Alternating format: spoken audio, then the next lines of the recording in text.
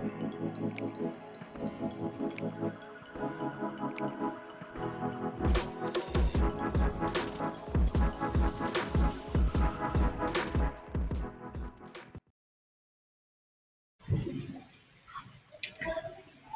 morning, good afternoon, good evening, everyone. This is really a great opportunity to be together. I am so happy that we could be connected this way. This is the Generation Equality Forum, and this is the high-level event on leaving no one behind, meaningful inclusion of women and girls with disabilities in the effort to build back better. My name is Yetne Bersh Negusi. I'm joining you to moderate this fantastic panel where we are hitting the road for a new era of removing barriers. I can see that we still have barriers to fully include women and girls with disabilities. May I kindly request our distinguished panelists to mute their mic whenever they're not speaking, please. And Control M is the shortcut key for those of you who are using screen reader. So today we have a fantastic opportunity. As you heard yesterday during the opening remarks, this is a way to go for a $40 billion for the implementation of the Global Acceleration Plan for Gender Equality. And 1/5 of the total female population in the world have a disability, according to the World Disability Report 2011.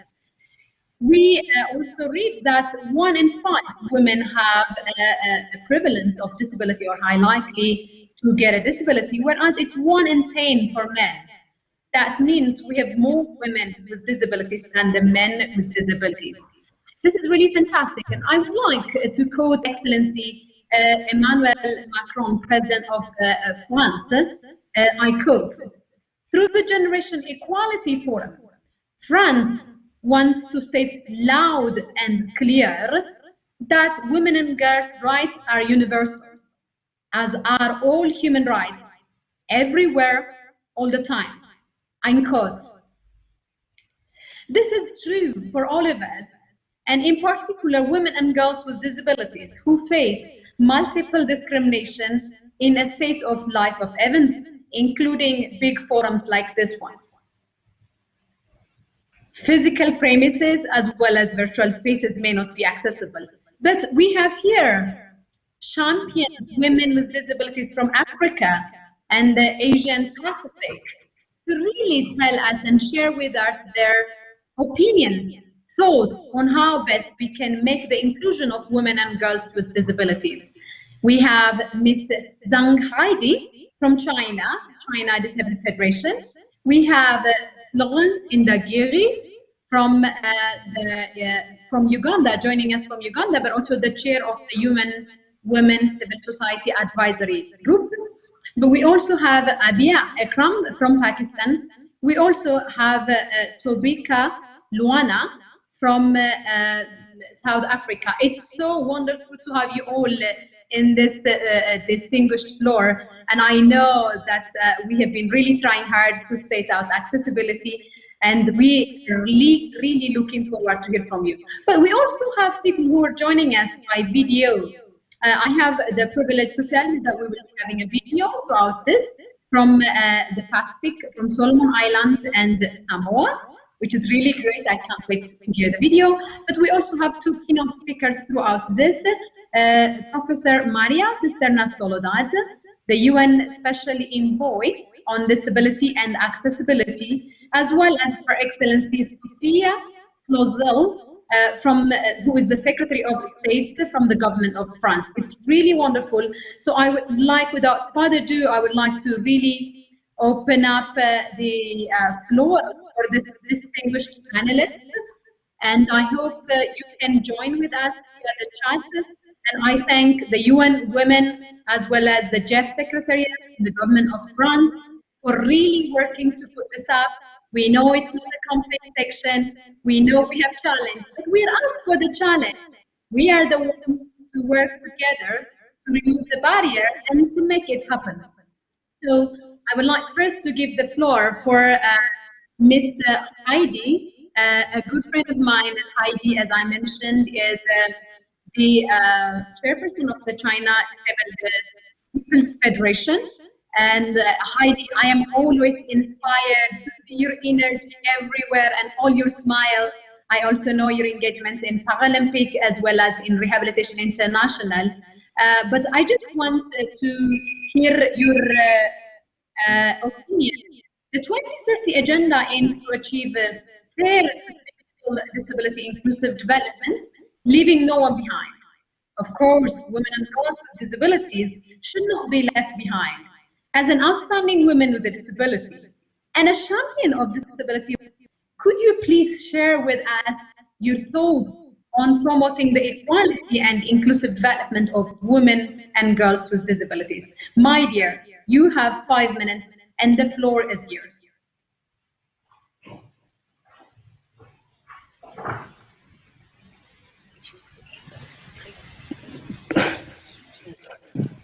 Heidi.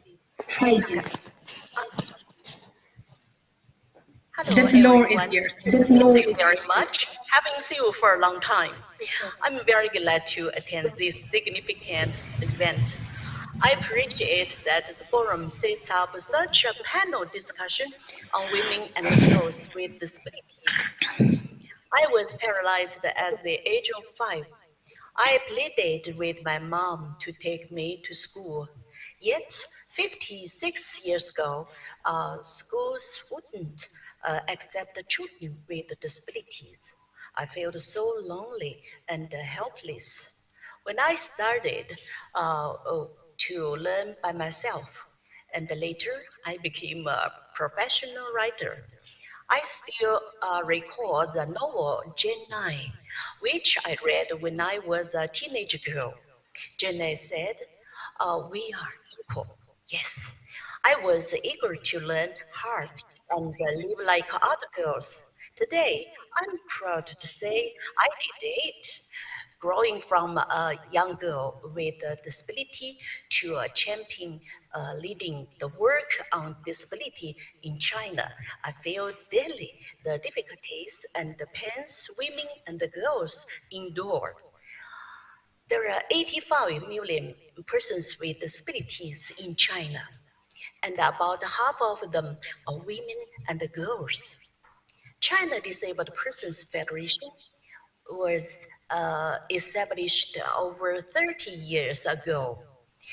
Ever since then, I have witnessed the remarkable progress China has made in safeguarding the rights and the interests of women and the girls with disabilities. I believe rehabilitation is the most important means to empower women and the girls with disabilities. It reshapes their lives and gives them hope in life. It empowers them to stand up, hear, and see, thus regaining an independent life.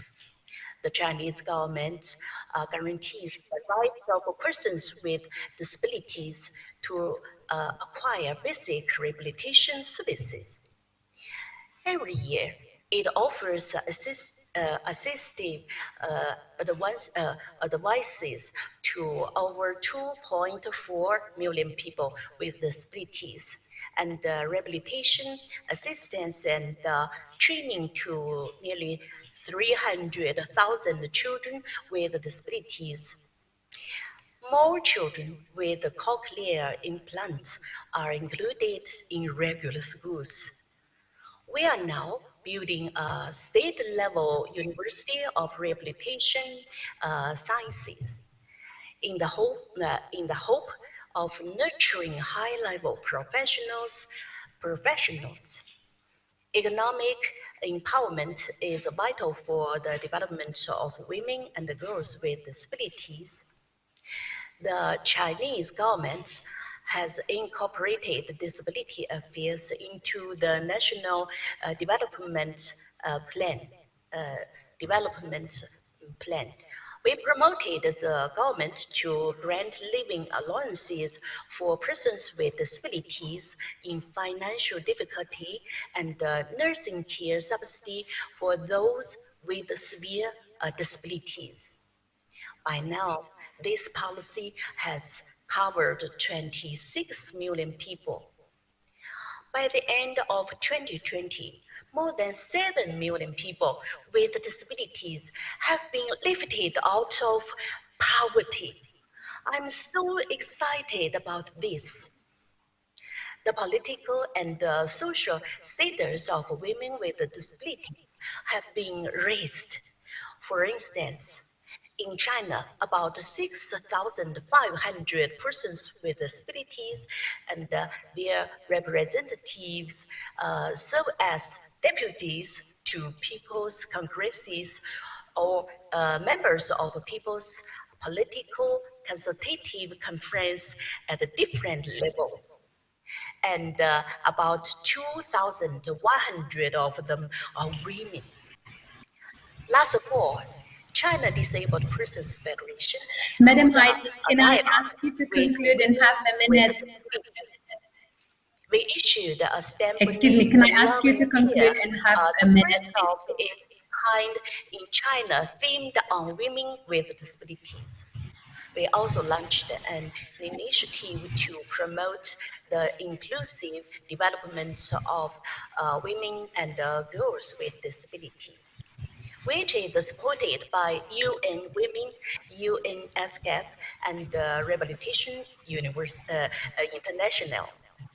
We have also carried out cooperation with the UNFPA. Thank you so much. I am afraid we will have sexual and productive health of women with disabilities of the world's 1 billion. Madam Heidi, can you hear me? About 570 million women. Thank you so much. And girls.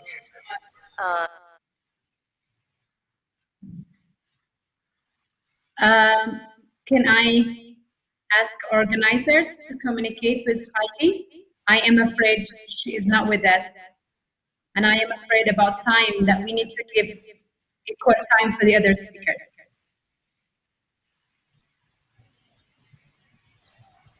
Thank you so much.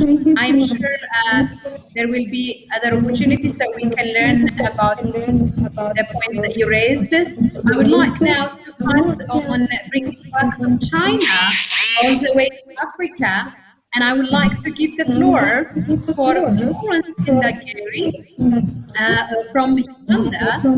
And as I mentioned earlier, Florence has been a lifetime advocate for the rights of women and girls with disabilities.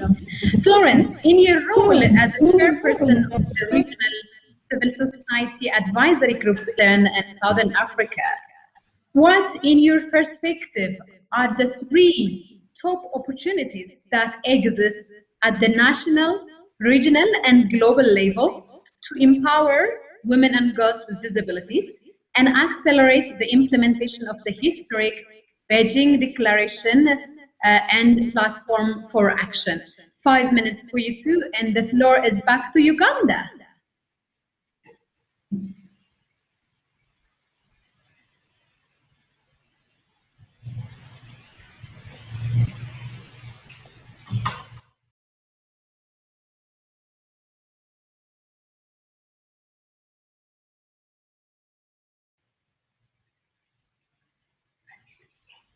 Florence? We don't hear you. Disabilities in developing countries and the regions. China Disabled Persons. Can somebody stop playing the video from China, and then we allow Florence to take the floor, please?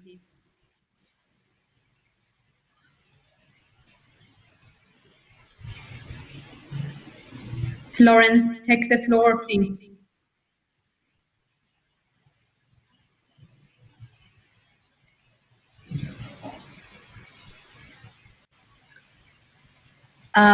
Maybe I am afraid that Florence has some technical difficulties.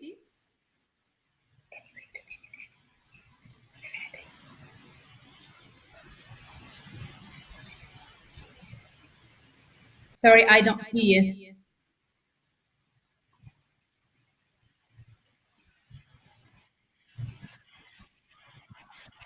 Okay, so can we then use the momentum to play the video, and then in the meantime we see if she can reconnect again. Can I ask the tech team if we're ready? Yes. This is what we call the digital divide. Unfortunately, Florence has been disconnected, but I am sure our team is working hard to bring her back to the virtual platform. In the meantime, maybe we can ask our tech colleagues to get the video ready. We are lucky to get the testimony from Solomon Islands and from Samoa. We are really lucky to get testimonies from Sabina as well as Mata. So we will keep on playing the video and keep on trying also to bring back again Florence. Good morning. Time for the video. Good evening. My name is Sabina Nongobatu. I am one of 1.5 million people with disabilities living in the Pacific region. We are among the poorest and most marginalized in society. My country is one of the least developed countries. Our rate of gender-based violence is amongst the highest globally. It is no secret women and girls with disabilities lack access to education, employment, justice, health, and sexual reproductive services, services or shelters for survivors of violence, and participation in communities. The appropriate information and also the COVID-19 and intersectionality has exacerbated existing discrimination. My country has ratified international conventions such as CEDAW, the Convention on the Rights of the Children, and have reported on our progress, including the Universal Periodic Reports. The Solomon Islands government has also endorsed regional obligations like the Pacific Regional Framework on the Rights of Persons with Disabilities, the Pacific Leaders Gender Equality Declaration, but has yet to ratify the Convention on the Rights of Persons with Disability. The government has also yet to review its National Disability Inclusive Development Policy 2018. Whilst the Beijing Platform for Action renewed call for gender equality in the Pacific, it is evident that governments have faced challenges in implementing the Beijing Platform for Action in country. I would like to highlight to UN Women the empowerment of women and girls with disabilities towards full and effective participation and gender equality. It is important for all stakeholders to realize accessibility is a prerequisite to our inclusion. For Indigenous women and girls with disabilities in the Pacific to be genuinely included and not be left behind, the Generation Equality Forum and Action Coalition must ensure strong and diverse representation of Pacific women with disabilities in the Generation Equality Forum and Action Coalition's strategic and decision-making processes. Generation Equality Forum and Action Coalition develop specific partnership or support to national disability organizations in the Pacific towards achievement of the Sustainable Development Goals. Generation Equality Forum and Action Coalition work with intergovernmental organizations towards gender equality and empowerment of all women. Ladies and gentlemen, thank you for your time. Distinguished delegates, Manuela Lofa, the National Advocacy Organization for Persons with Disabilities, is honored for the opportunity to participate in this significant conference for the first. Women and girls with disabilities thank the organizers for the opportunity to highlight challenges and significant successes of Pacific countries in enhancing gender equality in all its forms. In preparing for this statement, the question that I was asked was, what role should women and girls with disabilities and relevant CSOs play to ensure inclusion is embedded into renewed developments empowerment towards 2030. Firstly, I would like to discuss the context of our work. Domestic violence in Samoa is a multifaceted problem with increasing social and development issues affecting the most vulnerable population in our community, such as women, children, and persons with disabilities. The Samoa Family Safety Survey of 2017 explored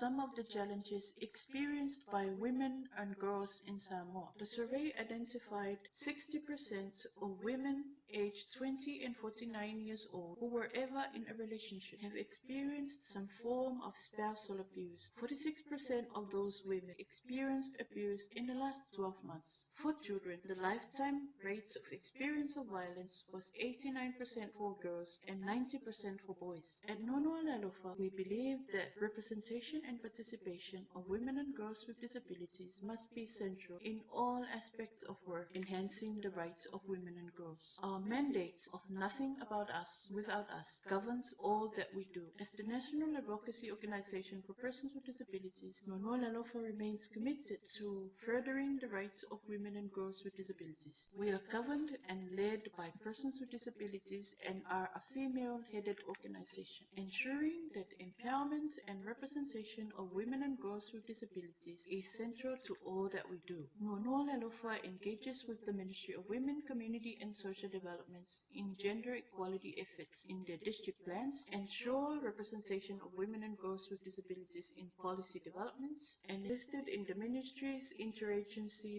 services development mechanism to combat violence. In 2020, with the support of UN Women, the Pacific Disability Forum, the Australian government, Nonoa Lalofa launched its toolkit on ending violence against women and girls in Samoa. Data pertaining to the experiences of women with disabilities is limited.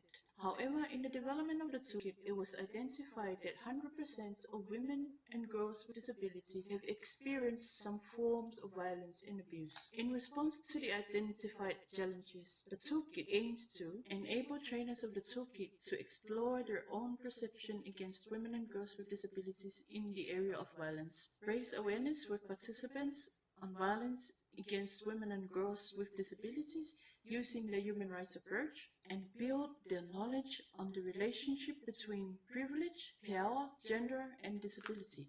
Rising impact of COVID-19 pandemic, Nonoa Lalofa continues to lead the way in ensuring that important information and communication are accessible, available, and inclusive to all persons with disabilities, especially those who are deaf. We continue to work hard to ensure participation and representation of women and girls with disabilities in response mechanisms to ensure no one is left behind.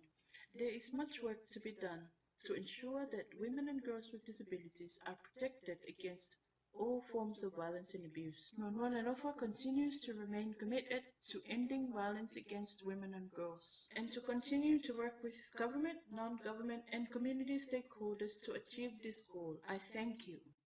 And I will delay Florence until you tell me that her connection is good. Okay? I will delay Florence. Okay. Thank you. Yes. Thank you so much. And this was very inspiring. 2 stories from Solomon Island and Samoa, where we really heard the violence, including gender-based violence, domestic violence, are experienced lives of women and girls with disabilities. I am sure other speakers also in this platform will be sharing with us about their personal lived experiences and throughout answering the questions. I can hear it now that Florence is back. As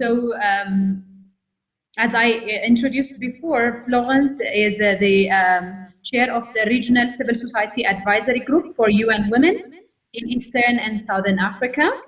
So let's try to get her back on the stage. So Florence, I was asking you to state the 3 top opportunities. Today at this Generation Equality Forum, we celebrate opportunities and we overcome our challenge using the opportunities. What are these 3 top opportunities that you think exist at the national, regional level to empower women and girls with disabilities? and accelerate the implementation of the very historic Beijing Declaration and Platform for Action. Over to you, Florence. Thank you very much, Yetnabesh. I'm extremely delighted to speak at this event. My role as a chairperson has been to advocate for the inclusion of persons, women and girls with disabilities, in all UN Women Development Initiatives, and this has been achieved. Therefore, the three top opportunities for the empowerment of women and girls with disabilities are as follows. The ratification of the Sustainable Development Goals have been a great opportunity since disability has been recognized 11 times, and that 50 targets that promote gender equality cannot be achieved when women and girls with disabilities are not empowered. This recognition comes into inclusive education, inclusive employment, reducing inequalities, improving healthier lives, and gender equality and women empowerment. The next opportunity is the commemoration of the 2019 Beijing, where women and girls with disabilities participated in the development of the political declaration that was submitted to member states for implementation. This was a great event where the issues of women and girls with disabilities were raised, and states will be put to task to implement them. In terms of the UN Women Office, they have conducted a study on mapping gender-related discrimination among women and girls with disabilities to understand their situation and to inform policy and practice. This is very helpful in that in their implementation and plans, there is a recognition of women and girls with disabilities. At the United Nations, they have developed a disability inclusive strategy and an accountability mechanism to monitor the progress of implementation of disability inclusion at the UN and her agencies. This is a great opportunity to empower women and girls with disabilities to also participate in the UN Women Agenda. And at the national level, UN Women has supported the Organization of Women with Disabilities through the Spotlight Initiative to implement a project on gender-based violence against women and girls with disabilities. This empowers them to understand their role in the prevention of violence and reporting cases of victims of violence. Above all, our Constitution of the Republic of Uganda recognizes the inherent dignity of persons with disabilities, guarantees affirmative action to women with disabilities, and representation of women with disabilities at the Parliament of the Republic of Uganda. The rationale of this representation is to ensure that the issues of women with disabilities are recognized during policy formulation and legislation. This has been followed by the passing of the Persons with Disabilities Act of 2020 that recognizes the rights of women, an obligation that states have committed to implement the rights of women with disabilities. And lastly, the ratification of the Convention on the Rights of Persons with Disabilities by the Uganda government without reservations is a great opportunity because the government has been tasked to implement the rights of women with disabilities. I thank you to me. Thank you so much, Florence, and huge thanks for being quite on time. And thank you for joining despite the very challenging internet connection that you had. I'm sure there will be a lot of reflections on the chat. By the way, I can see from the chat that feminist advocates with disabilities have their own advocacy platform, and it's the link is already in the chat. Please join them. Oh my goodness, this is an unstoppable group. And I am so glad that they succeeded to create this advocacy platform. So please see the link and join. This is a joint movement. We can only make the better world that we want to see. We are responsible to create it. Now, I will take you from Eastern Africa to Southern Africa. Tobeka, I am so excited that we have you here. Tobeka is the Executive Director of Cultivation Point and Do Good Circle. I love the name. What a nice name, Do Good. I have a question for you. Is the globe achieving nothing about us without us?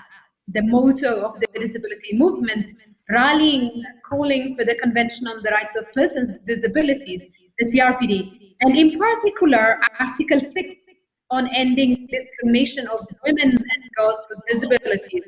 And what do you expect as the most important contribution that the Generation Equality Forum can make to address existing challenges and accelerate the implementation of this call, nothing about us without us? Over to you, Tobeka. Thank you so much, Yeti. Such an honor to be on this platform on behalf of my country, South Africa. I believe that a lot of work has been done in the past 10 decades to really advance the cause for women and girls with disability. Obviously, we cannot be complacent. There's still a lot of work to be done. But I believe that the conversation has gained traction. Legislation and policies across the world have evolved and really embraced and helped societies to embrace women and girls with disabilities. Also, I'd like to really applaud the UN as well as UN for Women in terms of being a huge force or source of support for country teams that are this agenda, and also being a good source of reference in terms of the procedures that whether it's corporates or any levels of society can employ to make this work go. But there's a lot of work that has to be done. Firstly, the accessibility in terms of communication platforms remains a challenge, and incorporating people with disability, women with disabilities, or girls with disabilities, so that they can be part of the conversation, because if they can't even be able to be heard or seen, then it's a challenge. So communication is a big issue. We need technology to advance so that we can be able to get all the voices to get the communication going. I feel that's a very big platform.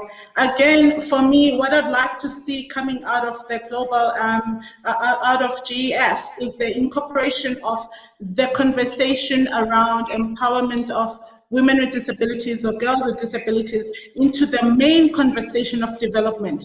Find that when there's a conversation around development, it's just the mainstream disadvantaged communities, and somehow women and girls with disabilities are left outside. So we just need to come back and be part of the central conversation on development. Also key to this conversation We've listened to the president yesterday. Sorry, we had all the investments that are going towards women empowerment, the work around the cause for women.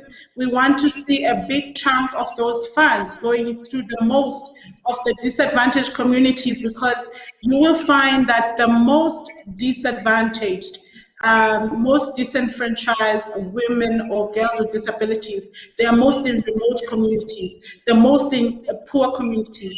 And I think that is where most of the funding needs to go.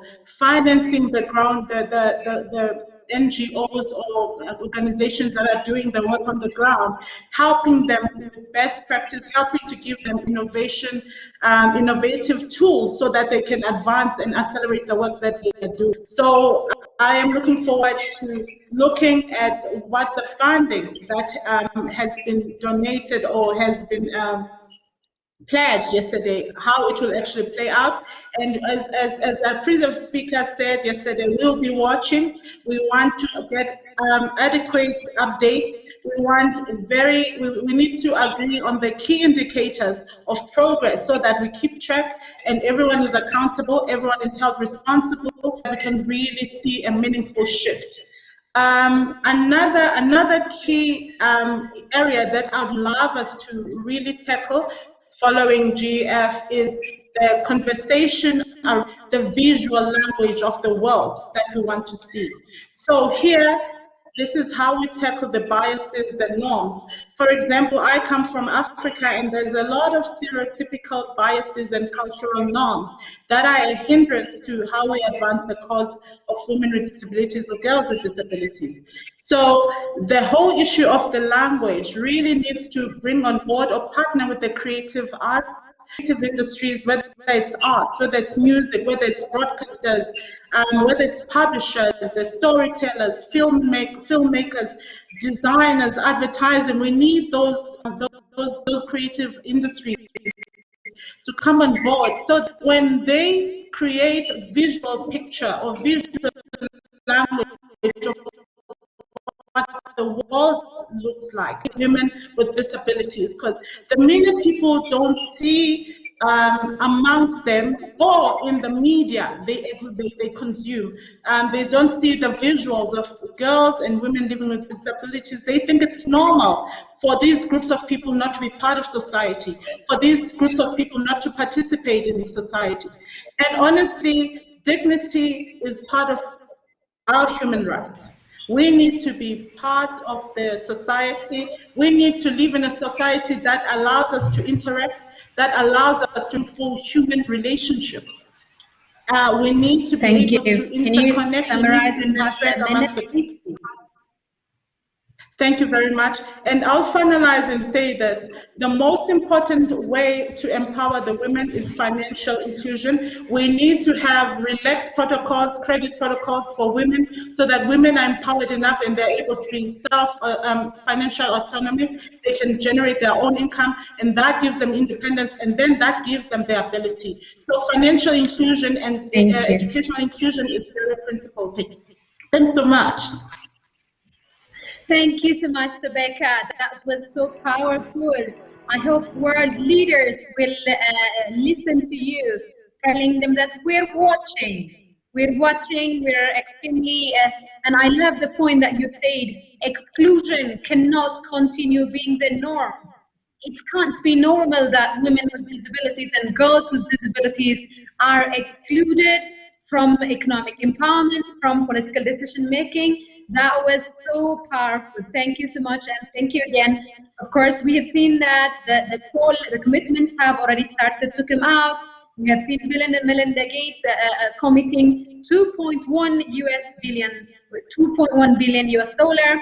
We have seen Ford Foundation committing $420 million US dollar, and more commitments coming. How inclusive will there be? That's something that we're going to watch, as Rebecca really alerted in her message. Now, it's not only Africa and Asia Pacific represented in this platform, in this high-level event, but we will have two quick keynote speeches from two important dignitaries. One is Professor Maria Cisterna Soledad, who is the UN Special Envoy on Disability and Accessibility. She's joining us, I know, from Chile. Thank you so much, Maria, and thank you for sending the video. And to be followed by Miss Sophie Clozel, from who is the Secretary of State in charge of persons with disabilities in France. And we thank government of France for hosting this historic and important forum. May I kindly ask our colleagues on the background to play the video and give us their keynote speeches to be an energy to take our session forward. Muy buenos días a todas y todos. Como enviada especial del Secretario General. Very good day to all of you. As a special envoy of the Secretary General of People with Disabilities, I would like to thank you for the invitation to participate in this side event. And I would like to underline the fact that the Convention on the rights of people with disabilities that wants to promote security and the full enjoyment of the best circumstances and the full liberties of people with disabilities, promoting their inherent dignity, has amongst one of its many axes the respect and protection of women and girls with disabilities. By the same token, there is a very specific article that is dedicated to them that acknowledges that women and girls suffer many discriminations and that states are forced to adopt rules to protect women with disabilities. Other articles of the Convention refer to women with disabilities, and we know that Agenda 2030 on sustainable development and the objective of development number 5 mentions the participation and enablement of women. This means all women. So there is a synergy between the Convention on the rights of persons with disabilities and Agenda 2030, and in particular in Article ODS 5 for women with disabilities. We have to bear in mind that this synergy involves that both documents be implemented, not only the Convention on Human Rights as well as Agenda 2030 in matters of development. It's important to bear in mind that more than 500 million people in this world have disabilities, and when we're talking about finding equality between genders, we're always taking as a landmark the standard women or man. But when we're introducing a variable that is induced by a disability, it changes matters because women with disabilities find themselves in the first step of the ladder, or rank of the ladder, and the man with a disability finds himself in another rank of the ladder. So it's a much greater discrepancy. That's why in 2018, as a special envoy of the UN, I invited women from all over the world to carry out a work in their different countries and regions, and I invited them to subscribe to the New York subscription on the participation vote that reflects the need to make the situation of women and girls with disability more visible so that they can enjoy full rights, full fundamental rights. And the Committee on Persons with Disabilities has done its job, and it played its part because it gives final observations to the different states.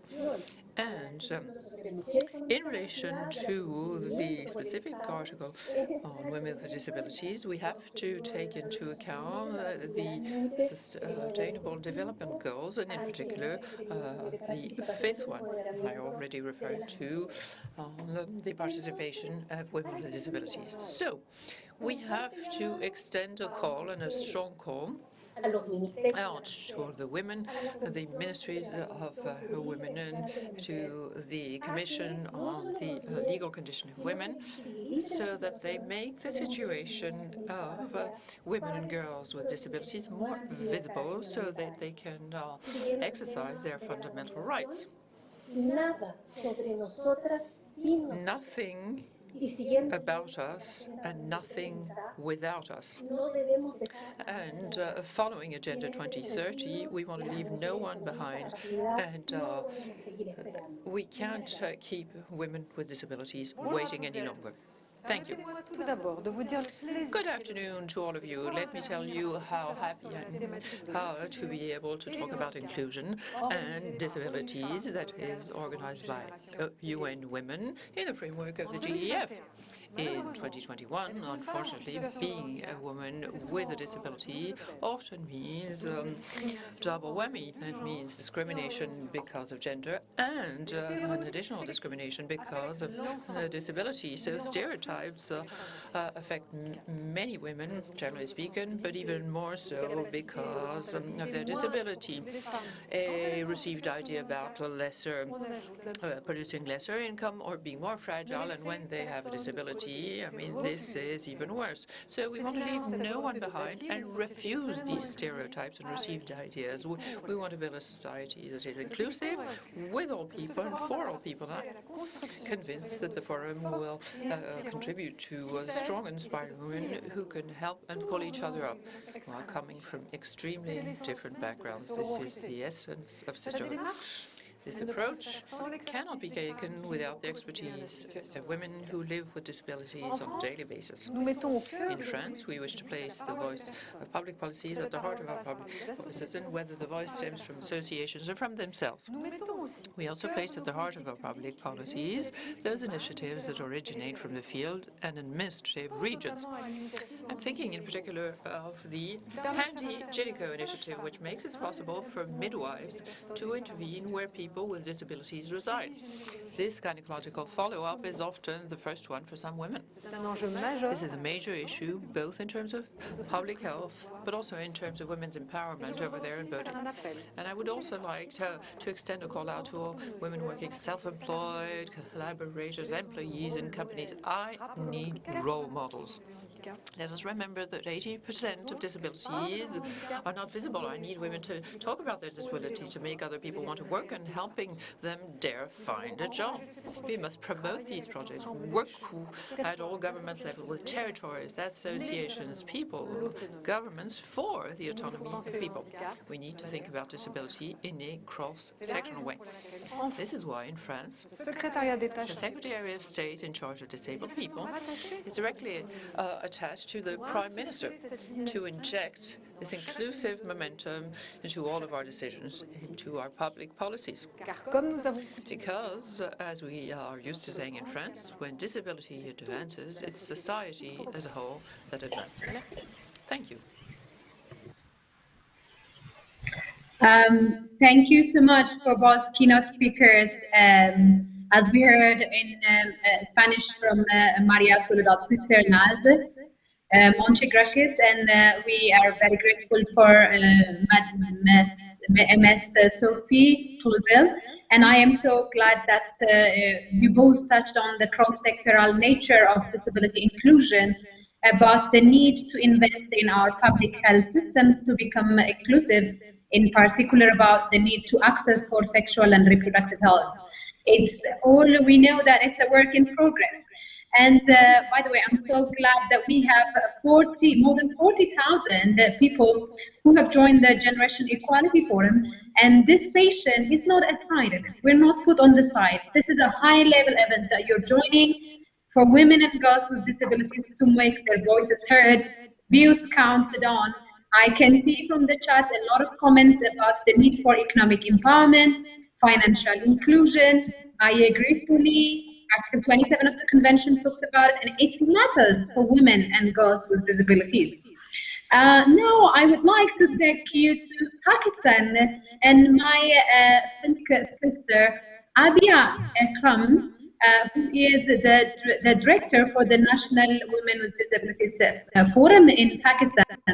I know this is a lived experience for you, and I have been reading also comments in the chat to really link it with intersectionality, because women with disabilities face different problems, different barriers here and there. So I would appreciate if you can also add on intersectionality while you give us advice. What advice would you give to the Generation Equality Forum and the Action Coalitions? Yesterday we heard that there are 6 coalitions launched to the Global Acceleration Plan on Gender Equality. There is already a new pact launched on women in peace and security and humanitarian settings. I know that most of the countries, for example, the country I come from now, including are in a humanitarian setting, and women and girls with disabilities also live there. How can we, or what's the advice you give for the Generation Equality Forum and the Action Coalitions to include girls and women with disabilities in renewed commitments on women and girls empowerment in the next 5 years? Over to you, Abia. Thank you so much, Betty. I'm really grateful for the Generation Forum, the women for Thanks a lot. Only that we are following the proceedings of the Generation Equality Forum, and we clear and loudly hearing that women's voice are used. And 10 to 15% of the population are persons with disabilities. 50% of them are women and girls with disabilities, and more than 80% of them are in the real media, come from the global south. And they are advocating for last 2 decades that disability rights are improved. But still they are struggling to get the basic services like their health, education, their livelihood opportunities, and to survive in the world. When we talk about the disaster responses, when we talk about the landmine victims, they all face so much discrimination. We have also witnessed these women and girls with disabilities during the COVID response face double or triple discrimination. The gender-based violence and the sexual harassment are on increase. But Generation Equality have given us the platform where we can talk about the intersectionalities between the disability and the mainstream. How we can provide them the opportunities so they can come together from the global perspective and create a unique space for them for the leadership. The leadership role of women and girls with disabilities is really important.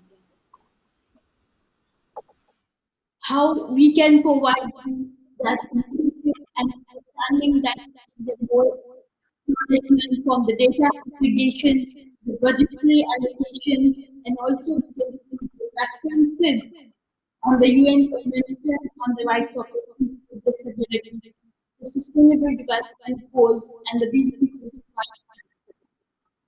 We can clearly see that how women and girls with disabilities can play the important role in the Generation Equality and Action Coalition more inclusive and responsive to the needs of women and girls with disabilities.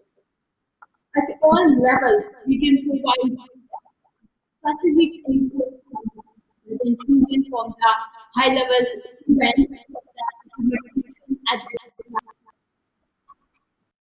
we need to document the voices of the women and girls. We can also see the interventions in making that more inclusive.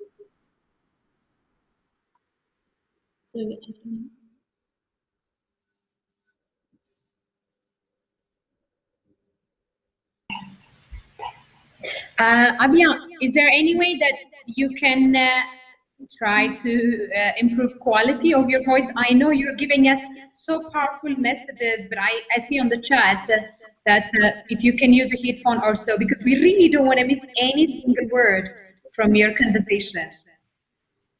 And you have got maybe 2 more minutes.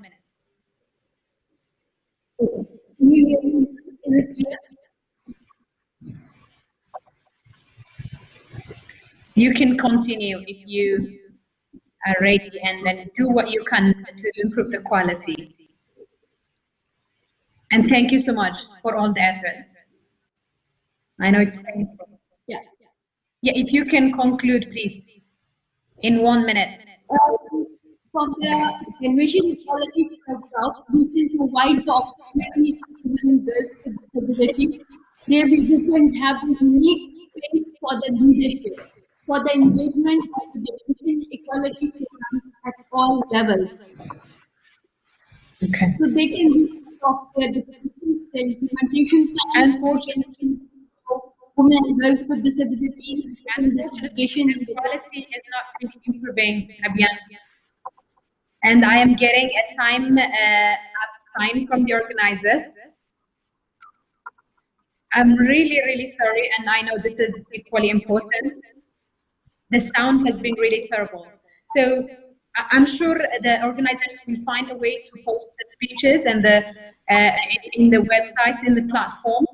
I would like to conclude this high-level event, unfortunately, now, and we apologize for all the hiccups, but I understand that we, women and girls with disabilities, have always been in this journey, and I hope partners and allies like you and Women and Government of France will be continuing to work with the disability movement, in particular organizations of women and girls with disabilities, to improve the accessibility and to remove all the barriers.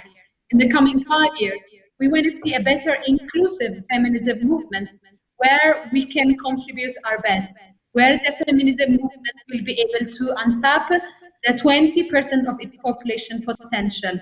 We thank you all and we wish you all the best. Knock the doors until they are open. And don't stop whatever you do in terms of advocacy. We are here to create the inclusive world, the inclusive feminism movement we want to see. Thank you, everyone. Have a wonderful rest, Generation Equality Forum. Make your voices heard, make your opinions count. Thank you so much.